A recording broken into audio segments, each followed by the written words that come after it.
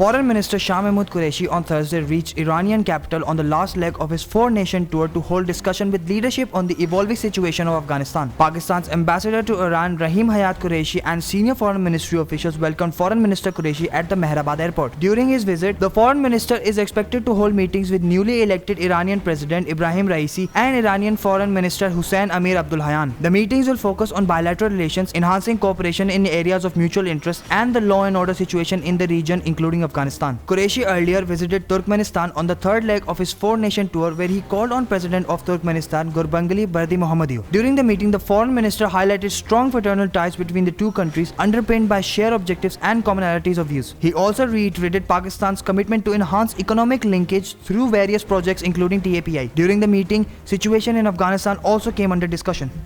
Executive Director United Nations World Food Programme David M. Beasley on Thursday called on Prime Minister Imran Khan and appreciated Pakistan's role in facilitating the work of his organization in providing food assistance to the people in Afghanistan. The Rome-based WFP official also discussed the ways for the continued provision of humanitarian assistance to the people in Afghanistan. The Prime Minister appreciated the role of WFP as a leading international humanitarian organization for delivering food assistance in emergencies and for working with nations worldwide to improve nutrition and build resilience. He underlined that Pakistan was a beneficiary of various WFP projects and valued its partnership with the organization. On the evolving situation in Afghanistan, the Prime Minister reiterated the information of an inclusive government and positive engagement of international community with Afghanistan was the way forward to avert any humanitarian crisis and secure peace and stability in Afghanistan. Prime Minister Imran Khan on Thursday said that nothing in this world can be achieved without a struggle. Speaking at the launching ceremony of Pakistan Tehreek-e-Insaf government's performance report, the Premier said that the past 3 years have been a very difficult period for the government. There are ups and downs comes in every organization and every person's life, but the struggle is rising above difficult times, he added. If you analyze the difficult time correctly, then it becomes a part of your greatness, he said, adding that till one does not go through a difficult struggle, they cannot achieve anything great. No one has become a leader through a shortcut, he said, adding that he only sees Quaid-e-Azam as the leader of Pakistan. PM Imran said that in a struggle, when you go down, you focus on your problems and analyze the mistakes. In this constant, the PM explained that the first 3 years of the government were very difficult because first they bankrupted the country and left, said PM Imran.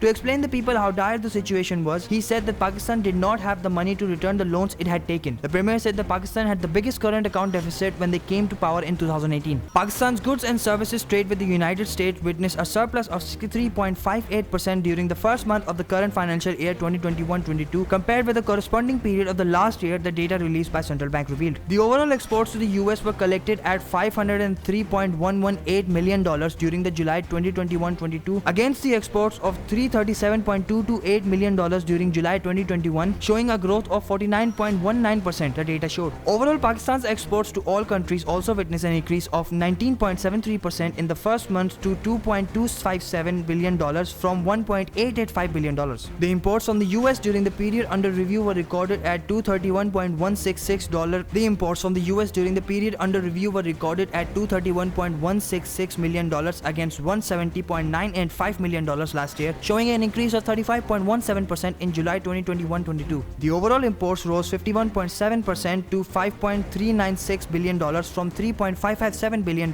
according to the data. The trade surplus during the period under review stood at $271.952 million against $166.243 million during the same period of the last year, showing a growth of 63.58%. President Dr. Arif Alvi has underscored the need for enhanced economic relationship with Switzerland and urged the ambassador-designate of Pakistan to Switzerland, Amir Shaukat, to encourage Swiss businessmen to make more investment in Pakistan, as the environment for investment was very conducive due to the improved security situation and the investment-friendly policies of the government. Talking to the ambassador-designate who called on him at the Evan-e-Sadr, he said Pakistan highly values its relations with Switzerland, which are based on mutual trust and cooperation. The president highlighted that Switzerland was an important trade and investment partner of Pakistan, and commercial relations between the two countries needed to be further enhanced for the mutual benefits of the two sides. The growing investment of Swiss multinational companies reinforced bilateral ties and reflected their confidence in Pakistan, he added. He also stressed the need for increased engagement at the political level and asked the ambassador to work for further improving bilateral cooperation with Switzerland. President Alvi underlined the need to actively engage the Pakistani community in Switzerland to play their role in improving the image of the country. The new Gwadar International Airport will be fully operational in September 2023, an official said. The aviation secretary informed the Parliamentary Committee on the China-Pakistan Economic Corridor that the progress on the new Gwadar International Airport was on track. The meeting of the committee was presided over by its chairman Sher Ali Arbab. Arbab stressed that Gwadar was the gateway to CPEC and undeniably important in entire rationale behind CPEC. We have to place it at a high priority. Therefore, no effort should be spared in resolving all the outstanding issues of clean water, electricity, infrastructure and livelihoods faced by the people of Gwadar, he said. The Gwadar Port Authority chairman said all the efforts regarding completion of the Pak China Technical and Vocational Institute are on track and the project will be completed in December 2021. The Gwadar Port Authority is also consulting with NAVTTC, TEFTA and China to devise a broad curriculum for the institute. The Sui Northern Gas Pipeline Limited has sacked 723 employees, including 195 officers on the orders of the Apex Court, a statement said. These employees were recruited during Benazir Bhutto's second term as the Prime Minister. The employees were removed by the Nawaz Sharif government but were later reinstated with the previous benefits during the tenure of Yusuf Raza Gilani as the Prime Minister. As the recruitments were made in dozens of federal institutions, some of the employees approached the Apex Court for seniority. Regular employees also became a party in the case pending before the Court of Justice Mushir Alam Khan. The Apex Court reserved the verdict around a year ago, which was announced on Thursday. The court declared legislation that enabled Yusuf Raza Gilani to reinstate these employees null and void. The SNGPL administration has banned the entry of 195 executive officers and 528 lower staff members in the offices, besides ordering confiscation of their duty cards. Similarly, a notification has been issued to withdraw the facilities of free provision of gas and medical treatment facilities to these employees. The Sindh government will provide agriculture machinery to farmers on easy installments, advisor to the Sindh Chief Minister on Agriculture Manzoor Hussain Masam said, while talking to dignitaries from different walks of life, a statement said on Thursday. The dignitaries came to meet the advisor at his residence, in which a number of farmers were also present. Sindh government is striving to create awareness among the farmers regarding the use of modern agriculture techniques and technologies, and we are intending to introduce new schemes in this regard, Wasan said. Through agricultural self-sufficiency, we are trying to save our precious foreign exchange which we spend every year on import of edible oil, the advisor said. Wasan said, for strengthening and promotion of our agriculture sector, we also get help from Malaysia and other countries. Pakistan stocks plummeted and registered a third consecutive negative session owing to the rollover week and alarming COVID scenario. Additionally, augmenting commodity prices, higher import bill and current account deficit position created the selling pressure at the bourse, dealers said. An analyst at RF Habib Limited said that the market trade range bound between positive 124 points and negative 374 points. The rollover week had its toll on the market besides disappointment from the financial result and slippage of the rupee against the dollar. Selling pressure was evident in cement, steel and power sectors. The Pakistan Stock Exchange KAC 100 shares index shed 0.57% or 272.63 points to close at 47,363.27 points. The KAC 30 shares index shed 0.71% or 136.23 points to close at 18,953.90 points. As many as 483 scripts were active, of which 118 advanced, 350 declined and 15 remained unchanged. The ready market volume stood at 360.8 million shares compared with a turnover of 384.62 million shares in the last trading session. Ahsan Mehanti at RF Habib Corporation said that the bearish trend continued on the concerns over economic uncertainty amid weak rupee, high inflation. China is searching for more natural gas resources from neighboring countries as the country, one of the world's largest energy consumers, needs more than relatively clean fuel to meet rising domestic demand, Arab News reported. On August 23, the state-owned Turkmenges and China's CNPC held a ceremony marking the restart of development work at three major wells at Turkmenistan's giant natural gas field Galkanish, according to Nebit Gas and Ashgabat-based internet news reported. When commissioned, each of three wells will have a daily output of 3 million cubic meters, adding around 10% to the field's current potential output. Turkmenistan will pay CNPC for its services by supplying 17 billion cubic meters of gas a year for the period of 3 years to a total of 51 billion cubic meters, the AP News said on August 24.